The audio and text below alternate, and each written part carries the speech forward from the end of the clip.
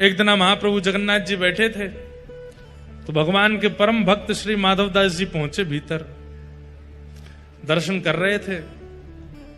तो भक्त तो पहचान जाते हैं कि ठाकुर जी का मुख मुरझा रहा है, थोड़े उदास लग रहे हैं। माधवदास जी बोले, जय जय, आज आप इतने उदास क्यों लग रहे हैं? इतने संकट कष्ट में आप क्यों हैं? जगन्नाथ जी बोले, हमारा मन नहीं लग रहा। बोले, क्यों नहीं लग रहा? बोले, हम पूरी उड़ीसा में विराजमान तो हो गए, खूब बढ़िया चकाचक यहां पे पाते हैं दाल भात महाप्रसाद, लेकिन बचपन में जो हम लीला करते थे वो सब यहां नहीं कर पा रहे। बोले, क्या नहीं हो रहा? बोले, चोरी नहीं कर पा रहे, हम चोरी करने का मन हो रहा। माधवदास जी बोले, धीरे बोलो, जगन्नाथ बोलते हैं लोग आपको। क्या बोलते हैं? जगन्नाथ। पूरे विश्व की रक्षा करने वाले को जगन्नाथ कहते हैं। नाथ का मतलब रक्षक। और आप जो यहां पे ऐसी अभी चोरी वोरी करने की बात कर रहे हो। ठाकुर जी बोले, भले ही हमारा नाम जगन्नाथ हो गया, ऊपर स्वभाव कैसे छूटे? स्वभाव तो वही है हमारा। बहुत मन हो रहा है चोरी करने का। माधवदास जी बोले, तो फिर चले जाइए, क्यों, किसने रोका आपको? कर आओ चोरी। ठाकुर जी बोले, वो भी तो बात है, अकेले आनंद नहीं आता है, एक आध दो लोग हों साथ में तो सुख मिलता है। माधवदास जी बोले, बगल में सुभद्रा जी और ये बलभद्र जी हैं, इनको ले जाओ। बोले, रहने दो, फिर तो हम ऐसे ठीक हैं। क्यों? बोले, इनको लेकर के जाऊंगा तो फिर एक तो मुझसे खुद ही नहीं संभाला जाता अपने आप को, इनको क्या संभालूंगा फिर मैं? और बलराम जी हमारे वैसे क्रोधी हैं, चोरी में अगर पकड़े गए तो सीधा सर धर से अलग ही कर देंगे, उसका हत्या और हो जाएगी। और बल्कि बलराम जी तो ऐसे हैं, मैंने अगर इनसे कह दी कि चोरी करने जाना है तो पहले तो मुझे ही चार सुनाएंगे, और नेक शर्म ना आवे, इतना बड़ो है गो, भगवान बन गो, सब तो आके प्रणाम करें, फिर वो चोरी करनो ना छोड़ रहो, चार तो मुझे सुनाएंगे। और फिर उसके बाद चोरी करने का मन बना भी दूंगा तो बलभद्र जी बड़ देव हैं, इनको बड़े देवता माना जाता है। ये जगन्नाथ जी यहाँ पे कहते हैं कि जगन्नाथ जी अगर कोई काम पूरा नहीं कर रहे हो तो बलभद्र जी से कह दो, और ऐसा कह के कह दो कि जगन्नाथ जी देख लो हमारी सुन नहीं रहे, हे दाऊ दादा देख लो ये हमारी बात मान नहीं रहे, आपका काम उसी समय हो जाएगा। वो बड़े देव हैं। बोले, अगर मैंने इनसे कह दी कि मुझे चोरी करनी है तो बलराम जी पूरी जगन्नाथपुरी को बुला लेंगे और सबसे कहेंगे, हमारो लाला चोरी करने आएगा, व्यवस्था करो। ऐसी चोरी की क्या, फिर हमको सुख तो मिलेगा नहीं। बेचारे वहां जहां हम चोरी करने जाएंगे सब बेचारे कहें, लाला चोरी कर लो, आ जाओ हमारे घर, आ जाओ चोरी कर लो। दाऊ दादा के हल से इतना डरेंगे सब, हमको सुख नहीं मिलेगा। माधवदास जी बोले, तो फिर अब चोर कहां से लाऊं आपके लिए? किसको लेके आऊं? किसके साथ जाओगे चोरी करने? तो जगन्नाथ जी मंद मंद मुस्का के बोले, तुम बढ़िया हो, तुम चलो, तुम साथ दो तो हम कर लेंगे। माधवदास जी बोले, वयोवृद्ध शरीर है मेरा, शमशान बस कुछ ही दिन दूर रह गया है मुझसे, हाथ पांव में लकड़ियां, ये हाथ कांपते हैं, पैर कांपते हैं, क्या वयोवृद्ध बूढ़े आदमी के संग क्या चोरी करोगे आप? ठाकुर जी बोले, वो सब हम करवा लेंगे, तुम बस हाँ कर दो। माधवदास जी बोले, नियम तो बता दो, हमने कभी चोरी करी नहीं, हमको पता नहीं है। तो जगन्नाथ जी बोले, सबसे पहला नियम। बोले, क्या? फुर्ती रखनी है, लेकिन फुर्ती में आवाज नहीं करनी है। मतलब गति तो तेज हो, पर जैसे हम चलते हैं तो हमारे पैरों की आवाज आती है, हाथों की आवाज आती है, कपड़ों की आवाज आती है, आवाज नहीं आनी चाहिए। फुर्ती भी हो और आवाज ना हो, पहला नियम।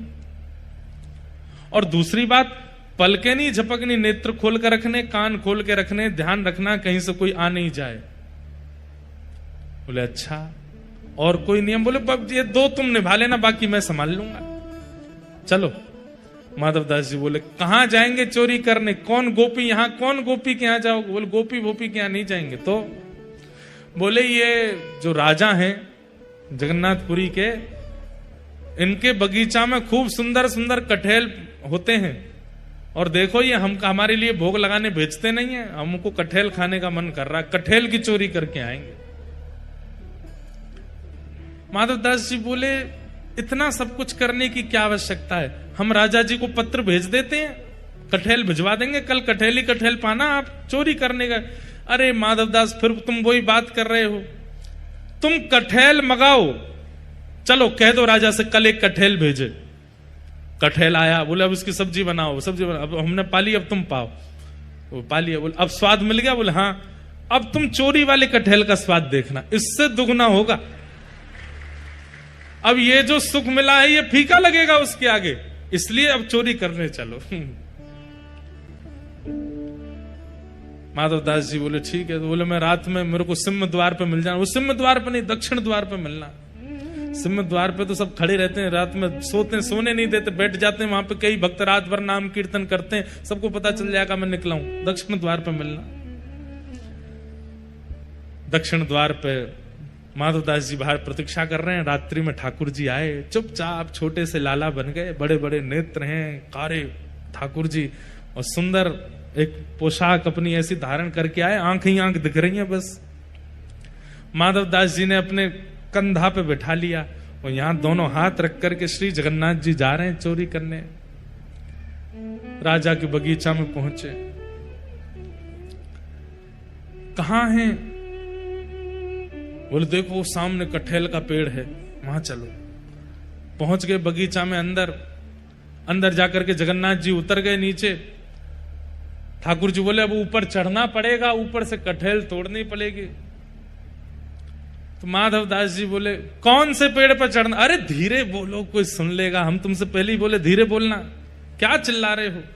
जैसे ही माधवदास जी बोले इतने में कौन से पेड़ पर चढ़ना है, तो बगीचे का मालिक उठ गया, बोले मैं बताता हूं कौन से पर चढ़ना, रुको। डंडा लेकर के आया, कहां हो तुम? अब जगन्नाथ जी मुख बंद करो, माधवदास जी को छुपा में बोले कि इतना तेज क्यों बोलते हो, पहले ही कहा था आवाज नहीं करनी, देखो आ रहा है, ढूंढ रहा है हमको। छुप के खड़े हो गए, बगीचा में घूम के चला गया, वो उसको नहीं मिले। माधवदास जी बोले अब क्या करना है? बोले देखो पेड़ के ऊपर हम दोनों में से कोई एक चढ़ेगा और नीचे दूसरा ऐसे करके लपकेगा, गिरेगा तो धम आवाज होगी, फिर से आ जाएगा माली। तो माधवदास जी बोले आप तो लाला हो, इतना भारी आपका शरीर है, आप खुद ही धम्म से नहीं गिर जाओ, मैं चढ़ता हूं ऊपर। ठाकुर जी बोले तुम चढ़ो, हम पीताम्बरी करके खड़े, हम ले लेंगे गोद में। ऊपर चढ़ गए माधवदास जी। अब कटहल लेकर के अब माधवदास जी ऊपर से चिल्ला के पूछ रहे कौन सा तू, जे वाला कि वो वाला? ठाकुर जी बोले मरे खड़ो रहे ऊपर ही।